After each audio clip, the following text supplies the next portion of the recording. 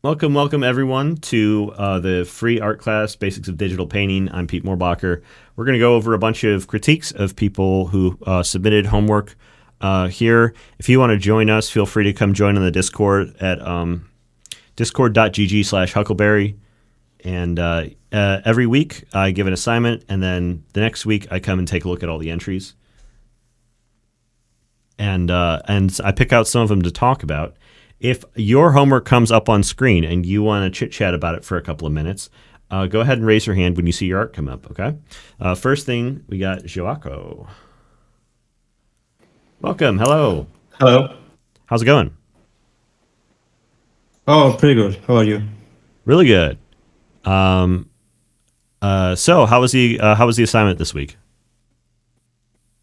Oh, it's quite challenging. I never draw like long four before. Mm-hmm. Yeah. If So, one of the things that I thought you did really well here is you did a really meticulous job laying out the structure of the dog right up front. And this was something I saw a lot of people struggling with because I think we have a little bit of intuitive understanding about human anatomy and we have a little bit of a sense for it. But then once we start looking at, if you don't already have like a good sense of dog anatomy, looking at a photo of a dog, you may not intuit all of the shapes that are in here. So much of the dog's body is being hidden behind tufts of fur.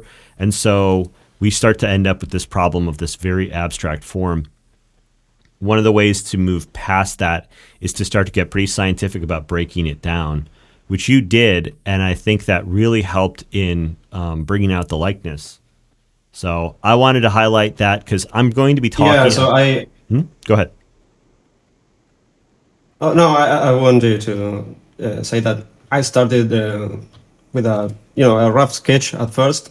When I saw it like very zoomed out, I realized that the dog was like very elongated, very long because like you said, I used like the head proportions, like I was drawing some human, so Mm-hmm. suddenly the dog was like really large, and so I had to do that, tracing over the original photo of the proportions of the dog anatomy. So I translated that into the initial sketch and adjusted. Yeah, it's a good plan. This is something that I'm going to mention to other people going forwards. Hey, if you want to, one of the best ways to get some of these problems solved is to solve them really early and get the structure of the overall piece as close as you can to the reference before you get into all of the details of like rendering and, with fur, there are so many little brush strokes. You're not going to be able to place those one by one. You need something big for them to kind of hang on. And, I thought that yours was an excellent example of how somebody could work through that process because otherwise I'm left here just trying to describe it verbally. So I thought that was really good. Do you have, Thank you. what would you like to have done better on this study? Um, I think that I got lost, like trying to copy the photo and stopped caring about the shapes of the lumps of fur. Mm-hmm. I did that like at the end. I started like identifying the triangles and all the wavy shapes, and I think I lost a lot of time getting caught in copying the photo and looking up instead of just identifying those big shapes first of the lumps of hair. And I think I would have saved a lot of time doing that. Yeah, I agree. I think that figuring out those big lumps early is like really key to getting this to work correctly. The other thing I would recommend, and this is going to come up a lot also, is like when you have like the rough shape blocked in and it's got a firm edge to it like this, and then you go and you're making lots of little marks like this, you end up with this kind of peculiar texture where it's very spiky. My recommendation is to think about the edges on like how hard or soft they are in general. And so before you start getting into individual hair shapes, you might find that some of the spots of fur are just a little bit soft. If you squint at it just a little bit, you'll notice that some of them are just a little bit softer, while some of them hew a little bit closer to the body. And there is this kind of like pattern of, hey, some parts up and down the silhouette are going to be very soft, and we're going to be very blurry generally, and other ones are going to come in a little tighter. And you're going to see, like, even over, let me pull this in, the reference in here.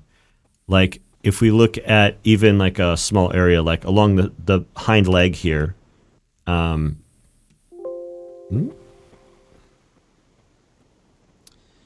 we have like the base of it is pretty firm, and then there's a patch up here that starts to get very soft. And then it kind of firms up again here as we go across the top of the leg.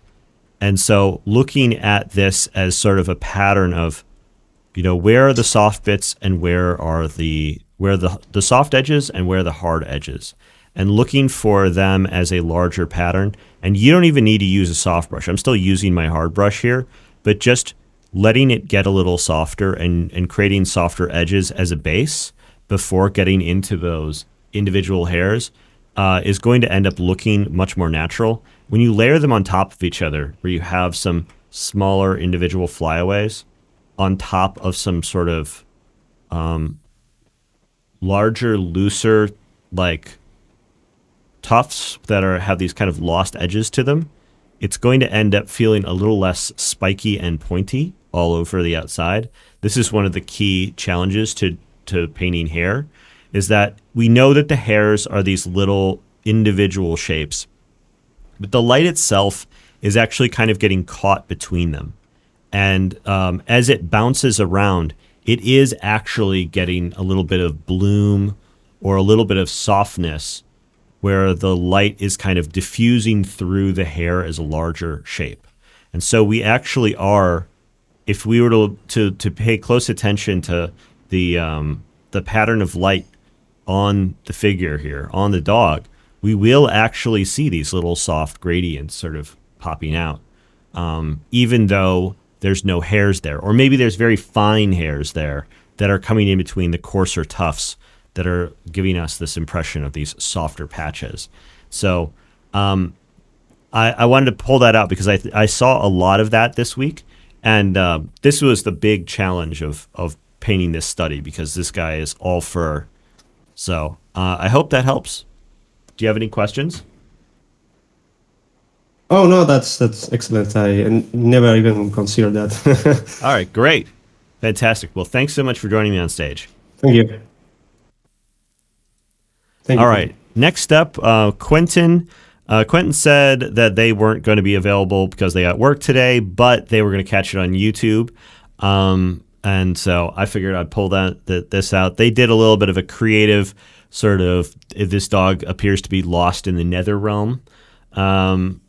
This reminded me of a painting habit that I had for many, many years, which was I immediately want to solve problems by going into the details. And so that means zooming in and looking at individual tufts of hair up close like this, where we start to descend into these individual patterns of like small hair tufts or individual hairs. And like, if that's not good enough, zooming in again and getting it even tighter. But what we miss in the process is we miss the larger patterns. I'm going to pull in the reference again here because this is really going to help illustrate it. We miss the larger patterns of the flow of the hair. And this is the thing. This is one of the reasons why it can be very useful to paint from general to specific. When I look at this reference, I'm not just seeing that like there's a big area through here with lots of wiggly marks, and then these are kind of going this way. I'm also looking at like the big shapes. Like there's the dog has a bit of a collar here. He's got like this kind of bib. And there's not a really clear delineation of that bib across here. There's not like a hard edge. But if we squint, we can see that it actually darkens through here and darkens through here. And so squinting and looking at this guy, we start to see these bigger layers of shadow shapes through here. And on Quentin's, we don't really see that. It's like one big continuous shape. And squinting and taking a look at the larger shapes before we start digging down into individual tufts is going to give us a much stronger sense on the overall volume of the figure. And once we have those volumes established, once there is a little bit more of like, say you, instead of trying to figure out where are all these little individual tufts going, if we can start to plot out where's this kind of larger, bigger bib shape that we have going on here, how far does this shadow underneath the chin go down? And that is all going to give us how, you can see that he's got these kind of, he's also got these kind of like, what do you call it? Like a puffy shoulder on a jacket, right? Like he's got these tufts here. There's these two big tufts coming up at the top on his shoulders. Let's look for that when we see that we've got a, let's look at all those big shapes first, and let's get those all established first in a big way before we start digging in on all of the smaller stuff. Because if you get all the big stuff plotted out really effectively, you are inches away from being able to do a bunch of little curly brush marks that are going to bring in that sense of detail. And you don't need to feel so overwhelmed by them. Because when you start doing lots of wiggly shapes that all kind of run parallel to each other like this, at some point you start looking back and forth the reference and you're like, how am I supposed to figure out which of these little wiggles is like 10% darker than those other little wiggles? Like when you're zoomed in this tight, you just lose all that context. And so we need to just be staying zoomed out more, looking at like a smaller window or a navigator a little bit more and figuring out where those big shapes are first. It's going to make the whole process that comes afterwards so much easier, regardless of what other work methods you're using. So that's my big advice for you, Quentin, and that's something I think that a lot of the people here in the audience this week might benefit from. Thank you so much for submitting your stuff. Paper. Been super busy all week, so I had to speed run this one before class. Hey, Paper is coming up. Hello. Hey there. How's it going? It's going pretty good. How's your experience with the assignment this week? I mean, it was fine. I wish I had more time to like go in and work on some more things, like the paws and the hind leg. I just kind of like slapped some stuff on there, and I'm like, I'm just gonna cover it up with the grass because it kind of felt like, in like Master Chef or whatever, when they're given like such little time and they're having to rush. Yep. So they're just making what counts. So that was kind of like my situation, but I feel like I did fine with it. Yeah, I think you've done a lot of things right here. The thing that called out to me was actually the color, and I'm glad you popped on stage because I get to ask you, how did you go about applying color to this piece? So this one, I worked straight into color. Mm-hmm. I didn't even start with the sketch. I always start by making the canvas the color of the background, so I do my backgrounds first, Mm-hmm. and then I move into color. And I know there were parts where I kind of like deviated from the color of the reference, but I was like, I didn't want to like have to go back and change all of it, so I made some parts darker and more saturated than others, like his back and his ears. One of the things that bugs me about digital art, and normally I'm such a huge digital art booster that I just go on and on about all the things I love about digital painting. One of the things that's a shortcoming about digital painting as a medium is color blending. Because if you are using real physical paint for this, you would be getting way different colors than what you get out of your digital painting program. And the problem with like digital color mixing is that things tend to dull. The colors tend to dull quite a bit when you're mixing colors. And so as you start mixing a slightly darker hue of like the fur color, you start getting into areas like underneath the chin here and down here, like between the legs, where we're getting a really gray color. You can see this especially at a distance. And like, if you were a traditional painter, I think your teacher would probably tell you to stop putting so much black mixed in to darken your colors. Don't darken your colors with black. But as a digital painter, it's not like you're not actually just picking black and blending it in to darken things. And yet it has that sense of paint that has been dulled with a dark desaturated color. Even if you're working directly in color, my recommendation to clear this up, and the reason why I do color the way that I do, is I would pick like a blending mode like overlay or soft light or hard light, and take some of these oranges that we're seeing in here and start to wash some of those into the shadows a little bit. And so right away you can see that just a little bit of that, and we start to get some of that luminance back. Like the colors that you're getting across the ear here, we're able to sort of pull these colors out of the depths of this like deep, dark, inky shadows and start to like show what looks kind of like refraction. There's still saturation. There's the color of the light, the color of the fur is emitting a lot of saturation, and we're no longer losing that because we're sort of like I'm using hard light in this case, and just blending a little bit of it back in. You can see that like going over a really dark color with hard light with even just a little bit of saturation here, it still reads as a shadow, but we start to get some saturation back in, but without it going into like those really dingy, dark, like sometimes digital art will go into these like hyper saturated dark colors that I think looks also very strange.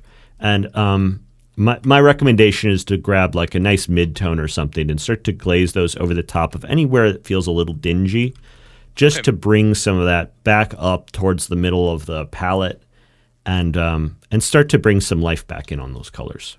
Gotcha. Yeah, that's actually something I like struggled with, was being like, my darks are too dark, even though I don't paint using like black to darken them, you know? Right. And then I'd be like, what's even going on here is like I'm trying to bring some of this highlight in. I'm just doing it on this hard light layer just to make sure that like it doesn't also desaturate into white. Just when I'm trying to do a little bit of reshaping and like bust out some of these darker shadows, you can see it brings a little life back into it. Gotcha. That sounds great. I'll definitely try that out going forward. Great. Any questions for me before I let you go? No, I feel like that was extremely helpful in itself, so I think I'm all good. Thank you. All right. Thanks so much. All right. I guess we are going to run a little bit along because I did have announcements before we went live. All right. Anathay. Anathay says, had some fun with this one. Neck and chest fur was the trickiest. Had to go back and forth with the amount of details on it. Yeah, this is a tricky painting, but I thought you did an awesome job on this piece. The likeness in this one is insanely good. You seem to have a real knack for animals. It's one of those things where different people have like different kinds of inclinations towards different subject matters. And, some people, they just get the sense of animal anatomy, animal likeness better than other people. I am not one of those people. I'm not somebody who has ever been particularly good at that. And so I always get bowled over whenever I see work like this, where you just get the sense of like the likeness of the animal and like the overall personality of them shows through. The materials and the fur show through. There's a real joy to this painting that I just wanted to highlight and say, hey, great job. You did really good. And I don't have any big critiques of this. It's the sort of thing where if you wanted to go further with it and paint in more like details on the fur, you absolutely could. But you have a really nice balance of detail. It feels very consistent overall. Beautiful colors. And I just want to say, like, congrats on the cool likeness. And then I thought the extra details with the with all the extra stuff on the outside, just very cool. I'm not I actually don't have any critiques. I don't have anything particularly helpful. And so rather than like ping you with little things here and there, I'm just going to move on and just say congrats. A plus, says Dustin. Yes, that's right. Amanda.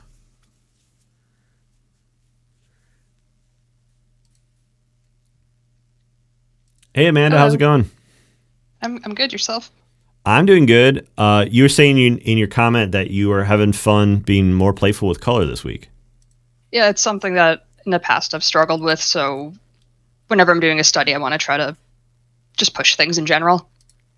Yeah, you're doing something in this piece that I think I've talked about in previous weeks and that I really love, which is to do visual color mixing, where you have these little hints of orange and little hints of blue throughout the dog. Like, even though we know the fur's white, you are bringing in these little extra color hints here.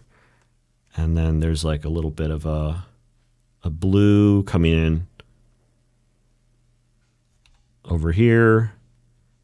And these little color hints being added in, I think are really boosting the overall look of this piece quite a bit.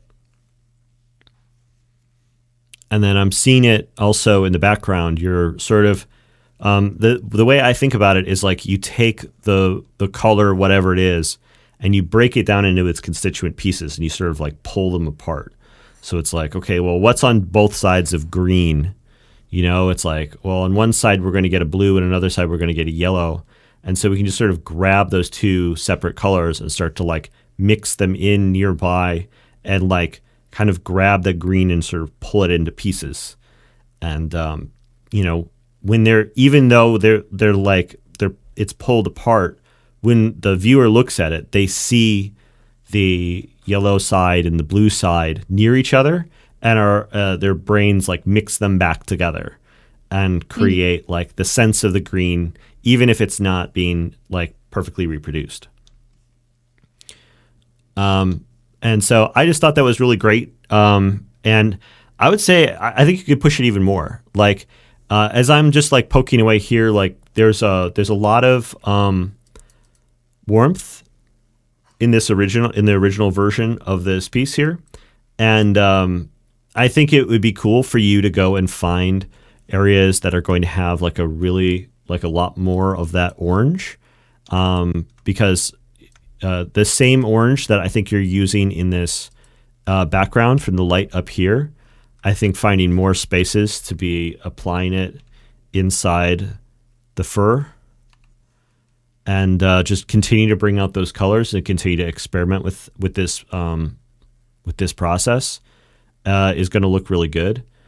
And the other thing is like we've got this reflected green inside the fur here too.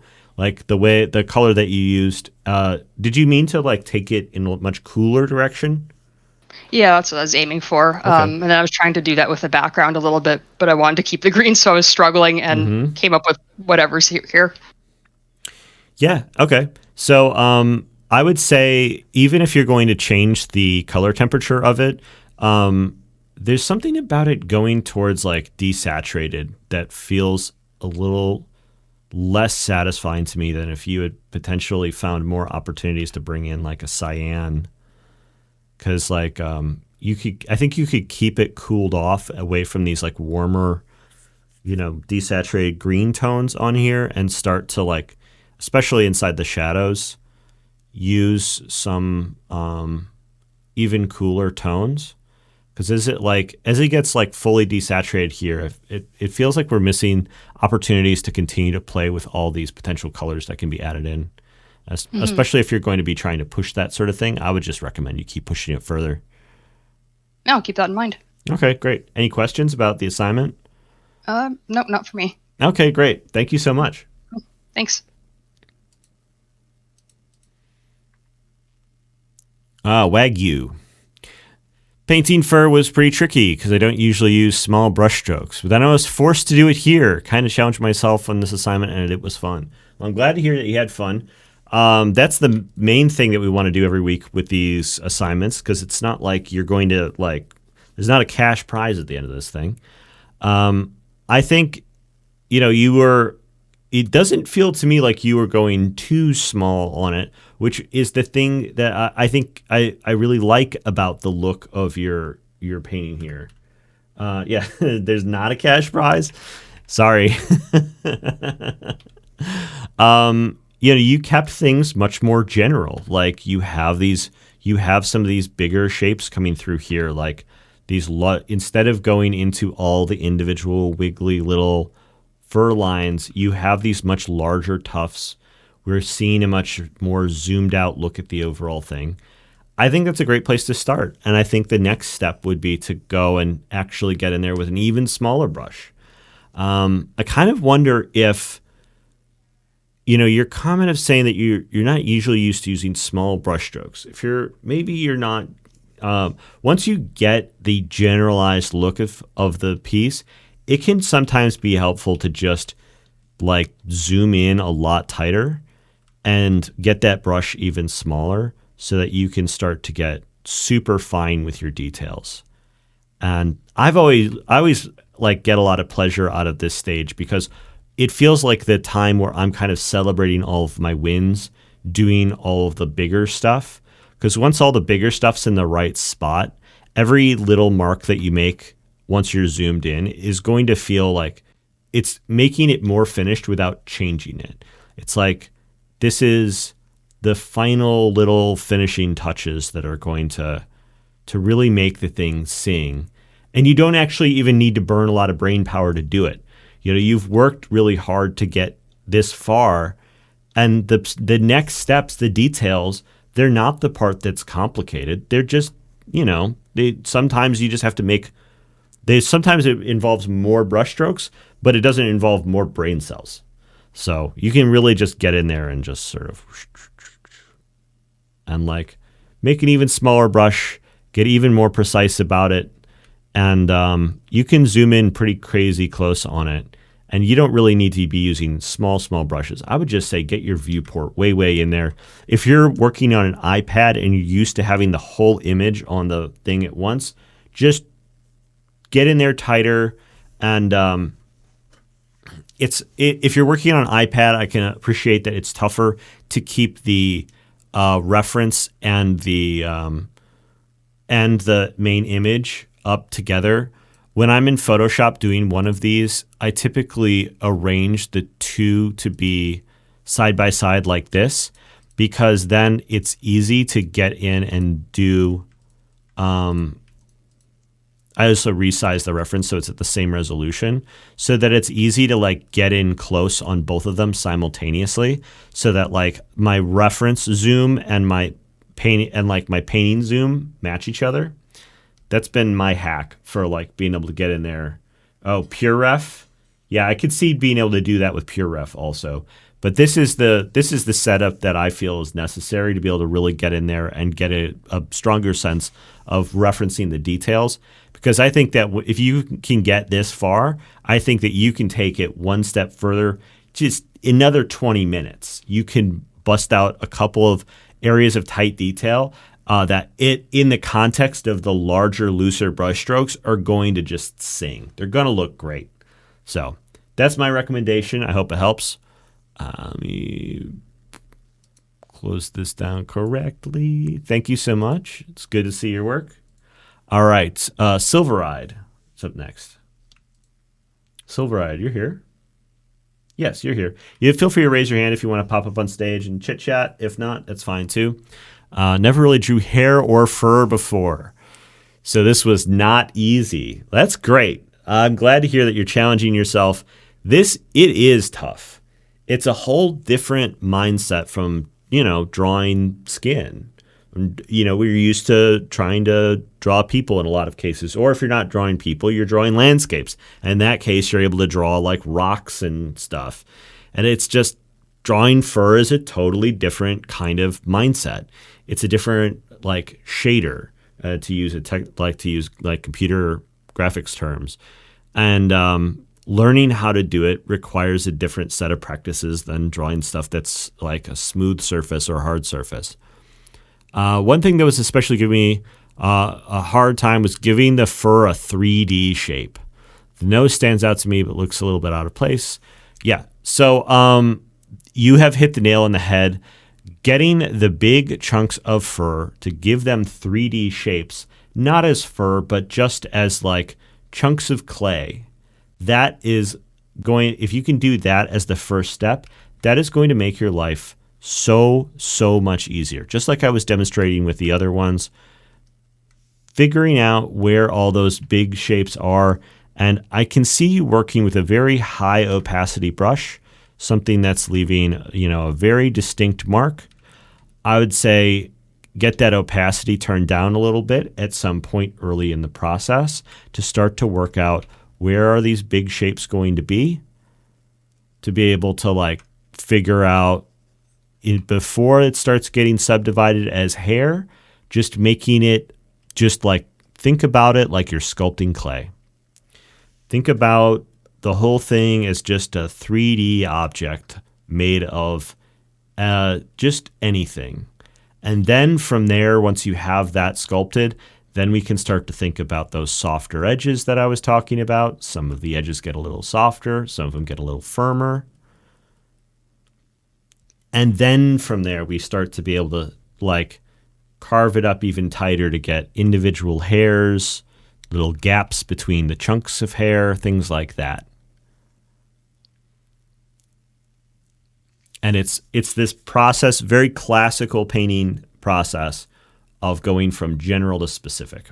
And that's going to make a huge difference. Because if you start trying to fill out the whole dog with a small brush with the opacity up high, lots of little tiny marks like this, try to build a whole dog like that, it's a lot. So I would say I'm really happy to see that you're trying to challenge yourself with this, and I'm glad that you took on the challenge this week. And I hope that the advice helps, and I hope I'll see more of your stuff around over the coming weeks. All right, Dark.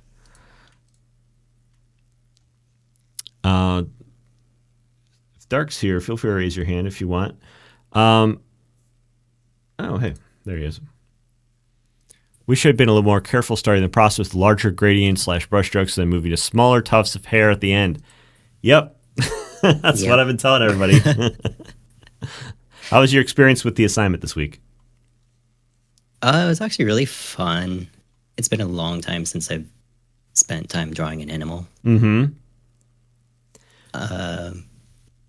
No, I enjoyed it.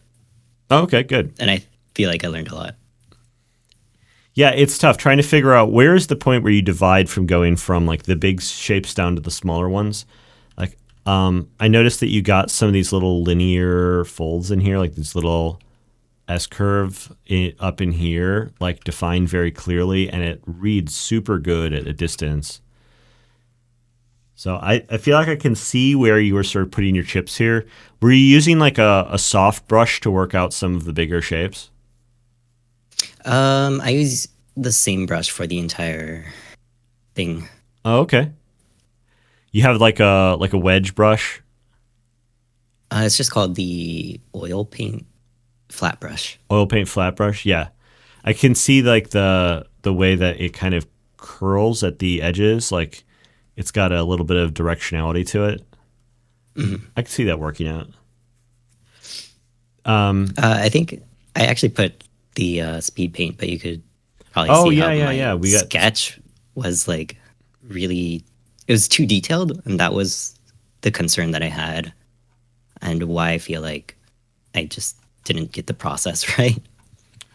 I am venturing to try to pull that up really quick because we do need to burn through all these. Yeah. I think there's a download button. Man, I'm dumb. I should have just. Okay, here we go. I got it.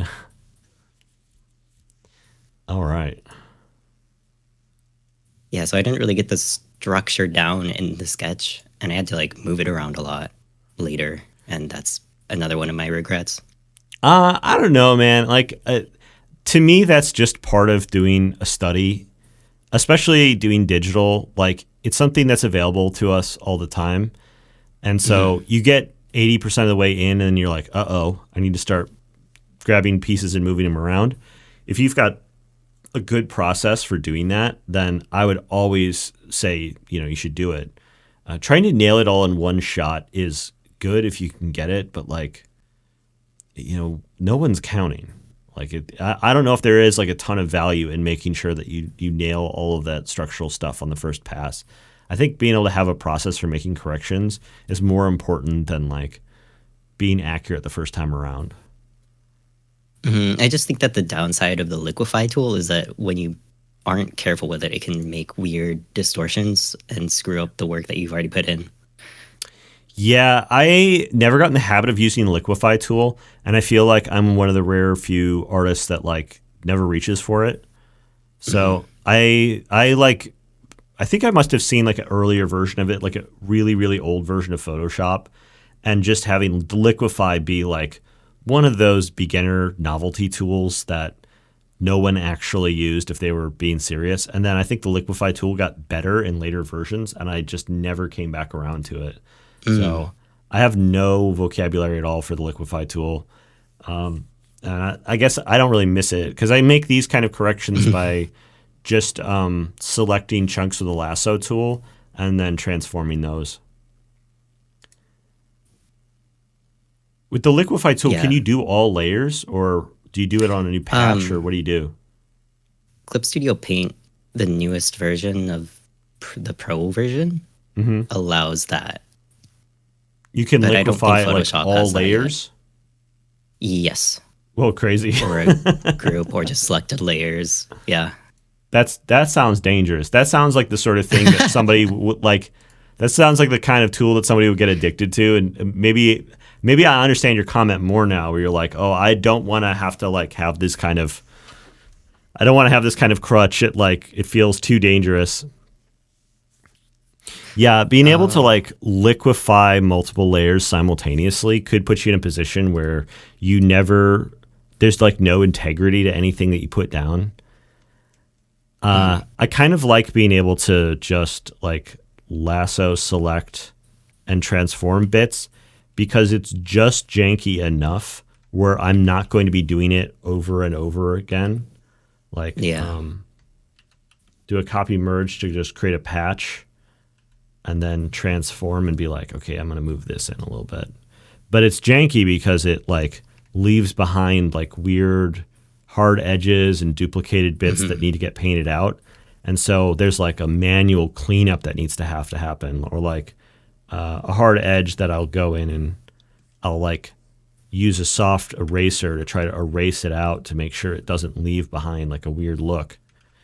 And with that level of friction, it leaves me not wanting to do that every 10 seconds. Hour 10, oops, liquefied too hard, Google image.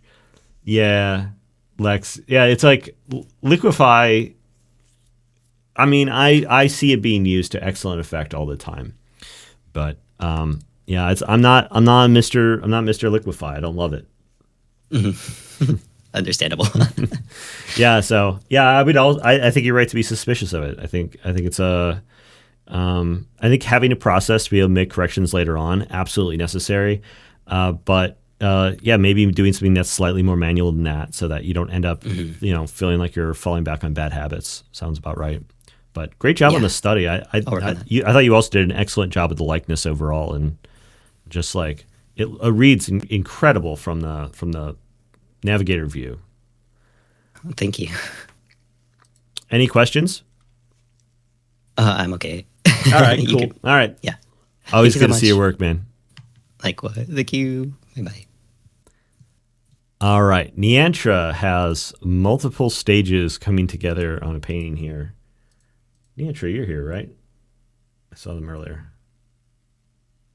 Feel free to raise your hand if you want to, or not if you don't want to. It's fine. I'm sorry, dog. I just didn't want to draw you anymore. What a great sketch to start off with. But it's like this is, I think, the key. This I think illustrates like the key problem in a lot of our thinking about drawing a subject like this. Is it's like, how when I think about a drawing, I think about trying to figure out the overall structure of the thing that we're looking at here. Like what are the I'm on the wrong layer.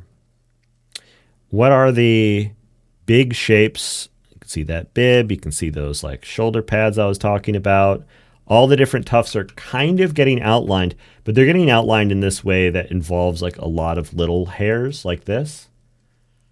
I honestly think it might actually be better to just be a little bit more direct about defining what these bigger shapes are rather than assembling them out of a bunch of little hash marks, because that work's all going to get tossed out anyway. It's all going to get painted over and worked into.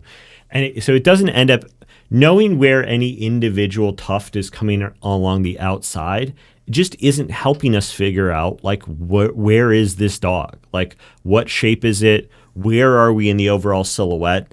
It feels like it's almost like us trying to trick ourselves into being like, well, it's not that far off from here. It's like the edge of the fur is somewhere over here.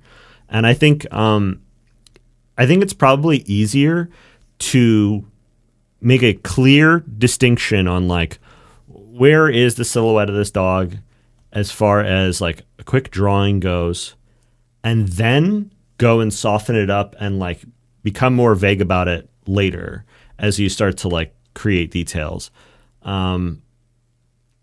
So I think you can probably just be lazier about the drawing overall. And then once you get in here, I feel like you've actually lost some of like those larger shapes a little bit from where you had originally defined them very clearly in the drawing. And this is why I think just making sure that we have a really good, solid sense of the three-dimensional structure as early as possible in the drawing is going to end up adding up to making this part a little easier. And then now you've got some good color corrections and a little bit of anatomy correction in here for the final. And, it's like this should be the easiest step.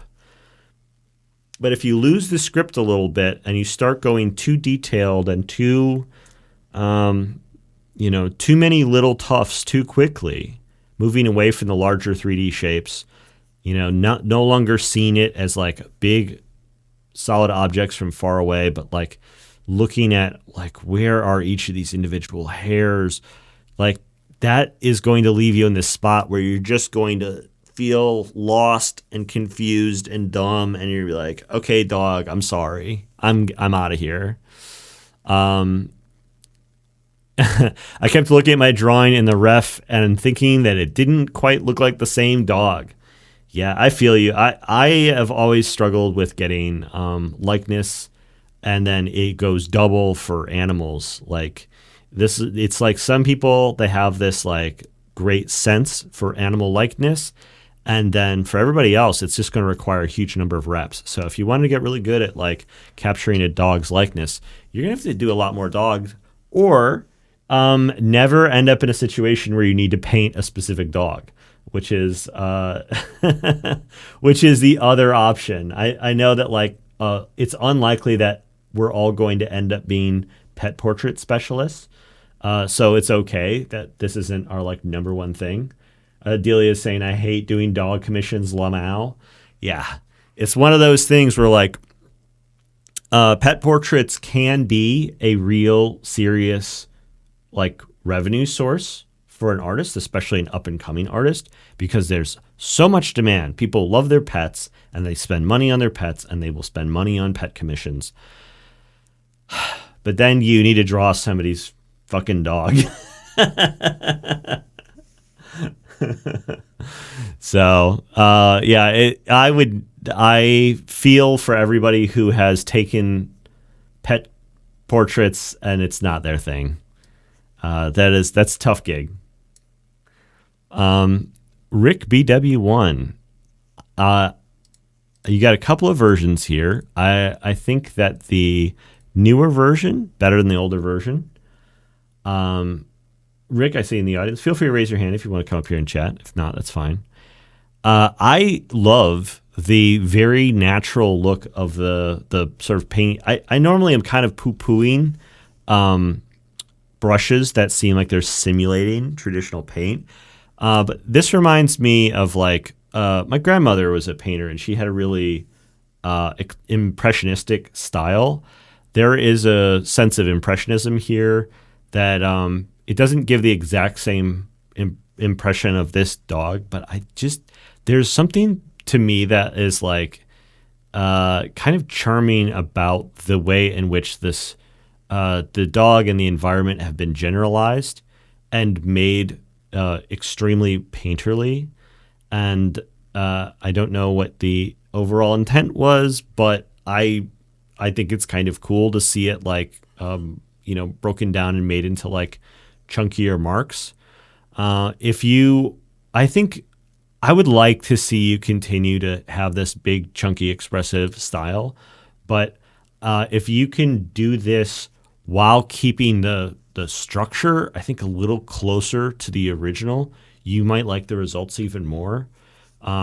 Because I think that the number one thing I'm missing out of this is the same personality.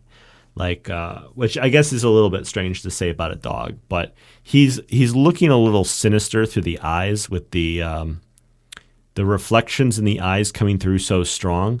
I would say if you're going to keep things general, I would skip on those, and rather than go with like points, it doesn't have to be a choice between going with hard like points and like pitch black wells, because this also looks a little bit dark and grim. What you can do instead is you can let some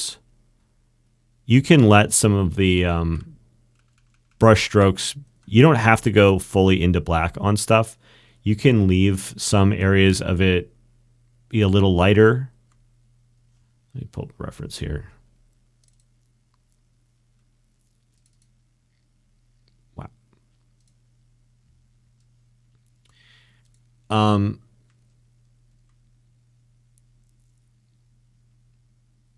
I would say that like getting the if you can get the general look of the figure, even keeping like a very impressionistic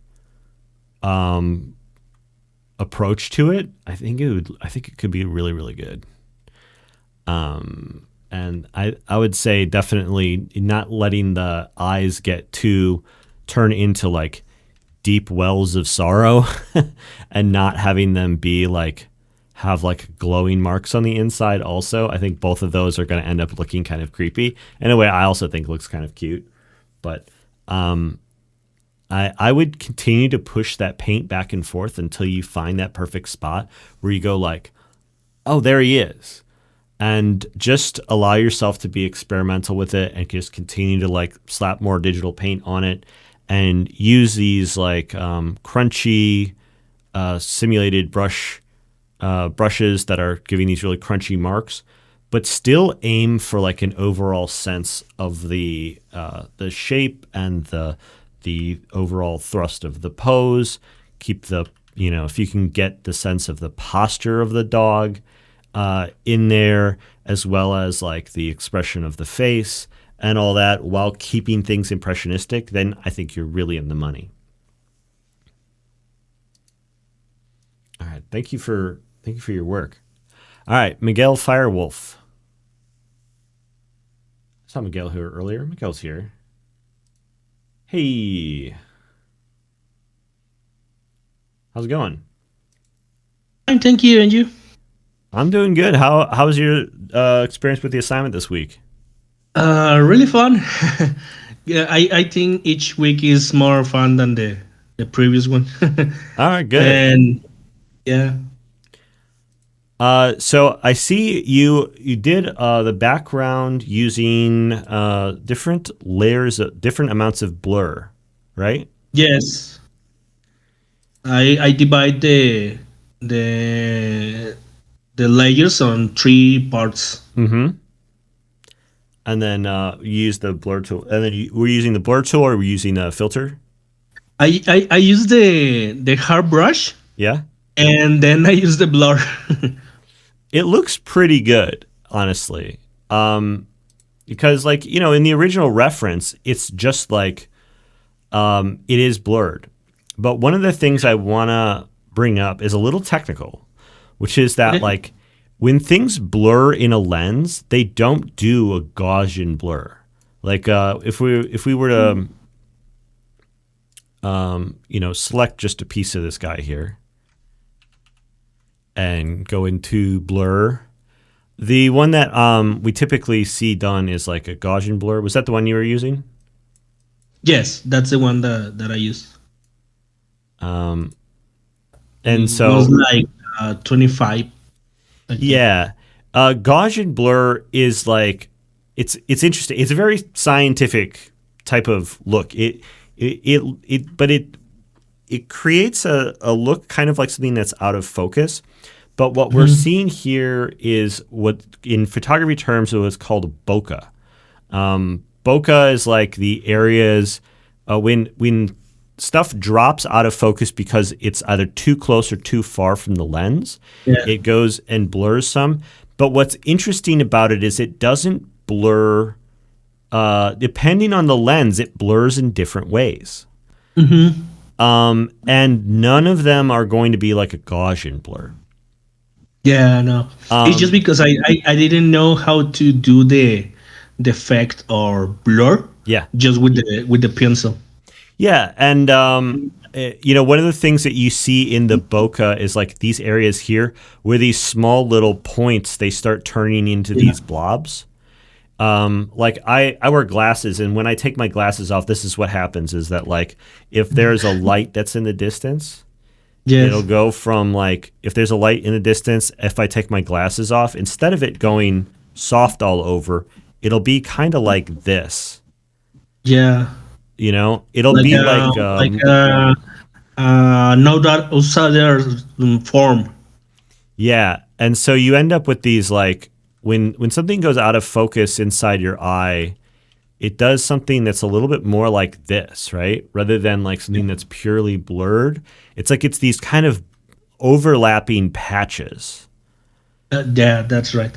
And so yeah, and we have there's an example here in the chat that I'm gonna pull up on the screen. Oh yeah. And so this is a really extreme version of it. But I think what we see inside of a lens is often a more minor version of that. And then we also see in some lenses it happens in kind of a radial pattern. So like you can see rather than it being like a hill, we actually get this kind of like bowing arc. It's almost like a spotlight where around the bottom of the dog it's in focus, and then we have this arc. And I'm watching this show Shogun, and they use these really interesting lenses on there, and then all of the bokeh in the background creates this kind of radial blur, where like all the light that's showing through like leaves in the trees, it'll form these kind of radial patterns, creating a halo around the figure. So like all of everything is kind of blurring in like a halo around the center of the frame. So you'll have like a figure in the center, and then they'll be haloed by these. The light will kind of stretch out in a radial pattern around them, creating this like very interesting compositional effect where like even the stuff out of focus is actually kind of creating this painterly pattern of focus, of like out of focus area that like draws a halo around the subject, which I think looks gorgeous. And this is all going to be kind of hard to do with filters. My point being is that like I think starting with a filter is a good option. And I think that the effect overall looks pretty good. But what I want you to consider is how much can you just do this by thinking about the way that you want it to be out of focus. Because it's actually pretty easy to take a low opacity brush and just paint in a way where you never really make an edge. but you just make blobs that are kind of mushing into each other. Yeah. And you can create a sense of focus or unfocus, and you have control over this sense of bokeh. You have control over it happening in a pattern, and you get to have this be a thing that you have like, you can stylize in your own way. That can be very, very satisfying. Actually, maybe we just with that. I'm sorry, your mic was cutting out right there. Could you repeat yourself? Oh, I say like maybe just with the opacity of the color. Yeah. And using just pointing a little bit more on the sender, so giving that effect of the blurry circle around the color spot. Yeah. And doing it in a painterly way, I think, has the potential to be really cool looking. And during a study, it's an opportunity for you to experiment with new techniques. So next time you're working on a study where you have areas that are out of focus, I would encourage you to try to do them manually rather than do them as an effect. I would say the best option is usually to go as far as you can by doing painting manually, and then use an effect like a filter to see if you can take it a little bit further. Okay. And it's like, keep it on a separate layer and see if it really works out. If you wanted to make like the exterior of this blurry, we could say, select the whole chunk like this. See? Mm-hmm. Run the filter on it. And then, you can add that in over the top. You don't need to blur your actual layers to make an effect like that work out. And then there's actually, it might be even worth it to look and see if there's some other kinds of blurs that are going to give you something that's going to feel a little bit more natural. Yeah, play a little bit with the effects, but as you say, I think I'm going to try to do it first manually and see how it's going. Great. Any questions about the painting this week? No, actually no. All right. Well, thank you so much. It's great seeing your work here every week. Thank you, Peter. So I'm going to move on to giving the assignment for next week. I have a challenge for you guys. I have this prepared. I'm going to upload this into the chat really quick.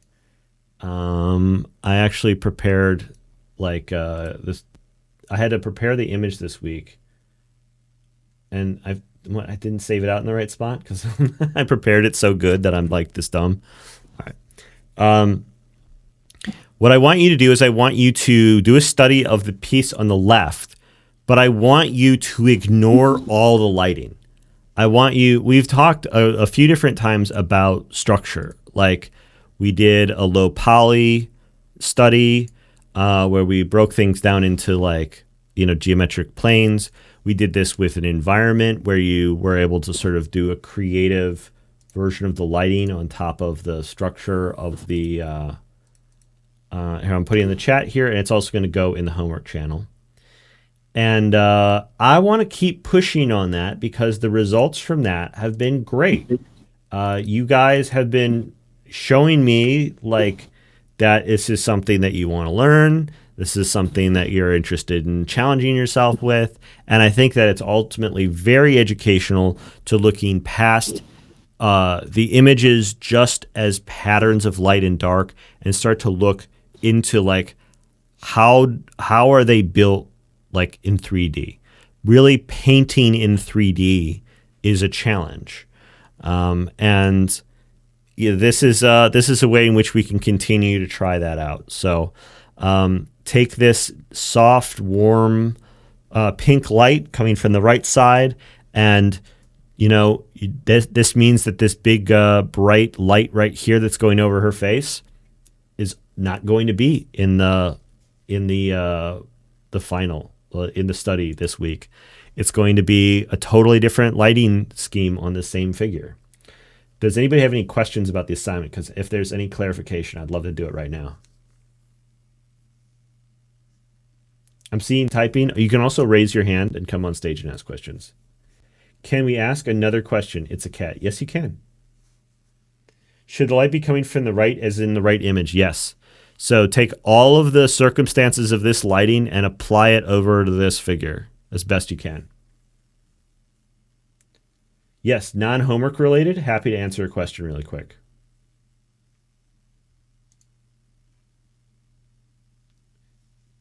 Okay. Hi. Quick question. Yes. I'm noticing as I let me just go and like blast this out because I don't want to take much time. Sorry if I'm being rude, but I'm noticing with a lot of my studies and a lot of my art in general, I keep like drawing the heads too big, but I only realized it like at the very end. And I had no idea that the liquify tool existed, but I want to go and like catch this beforehand. And do you have like any recommendations that I could go and do? I'd say that by default, what happens when you have less of a sense on anatomy, proportion, gesture, however you want to phrase it, is that your heads are going to be too big and your hands are going to be too small.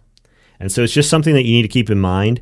And then at some point, as soon as you notice it, go ahead and figure out some way of, I usually just do something like this, where I do a little I create a little patch and then I transform it to be able to like reproportion things. And I would say as soon as you notice it, go ahead and do that, and just try to just maintain awareness on whether or not like the reference is, or your drawing is feeling like the reference. And if you're like getting this weird feeling like it looks like it, but something feels wrong, there's usually a thing in the back of your head that will tell you it's not right, even if you don't like intellectually know why it's wrong. And so I would trust that little like signal that you're getting. It's a very quiet signal. Trust it and play around with stuff. There's a lot of different little tricks you can do to sort of test proportions, like to make some marks to try to figure out, how many head heights things are. Pick a head height and then start making marks down the page. Some people do a grid. You can use all kinds of different tricks working digitally to be able to try to get a sense on the overall structure. And as you just do repetitions on studies like this, you will get a better and clearer sense of it over time. It is just one of those things that comes through practice. I don't think it comes down to a technique as much as I think you are going to always be getting a little bit better at it incrementally.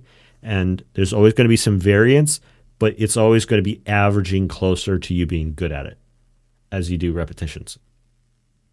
Alrighty, thank you so much. And I totally get like the weird back of the head feeling. So thank you. That helps identify it. But yeah, Great. Thank you very much. I'm glad I'm not the only one who gets that feeling. I think that there's a lot of mental states that we all get that we don't realize other people have at the same time. And so I think having some conversations about like those feelings that we get helps us tune into our own. There was a question here from Moon Peanuts I wanted to get real quick. Any tips on how to approach this? I got no idea. I'm throwing this out here because this looks like a challenge. It looks like an interesting challenge, and it's in line with the kind of stuff we've been doing. I thought that the work that was done on the landscape this last time was really excellent, and I wanted to see how we could do with a portrait. And I wanted the thing I wanted to try out was on the landscape. I said do a different lighting. In this case, I thought it would be easier if we made it specific, right? So now we have a specific lighting model that you can use. Actually, wait, I lied. I do have a suggestion. One of the things that I used to do in the past when I was feeling confused about my lighting is I would make a lighting orb cheat guide. And so I would I would paint a little floating orb in the scene, and then I would, in this case, it looks like I'm looking at the shade of the lighting on the forehead here. The light is just slightly above center. It's pretty low light. And then I would shade an orb with the correct colors of the light and the direction of the light. And then you can sort of test the normals on the figure and be like, all right, the forehead looks like it's pointing up this way. Where does that fall on the orb? It's like around here. So that's where the color is going to be. And you can kind of spot check yourself and be like, okay, well, as we go down the forehead here, it kind of droops lower. And so now like the normal is going to be pointing down here. And so now we're going to be down here on the orb. And that's what that color is going to be. And so I wouldn't like try to paint by numbers the whole thing. But as far as being able to have some sort of sanity check, something that's like in the frame with you, I think a little cheat orb like this will sometimes be pretty helpful for carrying lighting, making sure that the lighting is consistent within a scene. And so making something like this might end up being really useful. Give it a try. Let me know if it works out. I'll be happy to take a look at, see if how people do with this suggestion next week. Adrian was also asking, do you have any tips on how to draw on a photo and left without the lighting? Yeah, I would just draw a line art. Start with the line art. Start with, just thinking about it geometrically and working out some notation on like, where are the edges? Figure out where the edges are. Draw the shapes of the face. You can draw some planes of the face if you want to. Try to understand like, where's the underside of the nose going to be versus like the side plane of the nose. Knowing where these things are and like making some lighter construction marks, like you turn the opacity down, make the brush a little smaller, make some lighter construction marks to sort of find your way through it. And figuring out where all of these shapes are, and then that will create a kind of scaffolding for you to build all the rendering on top of. It's a challenging assignment. That's just flipping your canvas horizontally. Yeah, good idea. All right. If there's any other questions, go and ponder some orbs. Nice suggestion, Paper. So hyped about using the orb. This is like the oldest trick that I came up with back in the day. I hope it helps. Thanks everyone for joining me. I ran over by 25% again this week. But thanks so much for joining me every week. And please share a link to the thing if there's other people that want to join us on the art class. And I'll see you next week. Goodbye. Have a good one. Be good.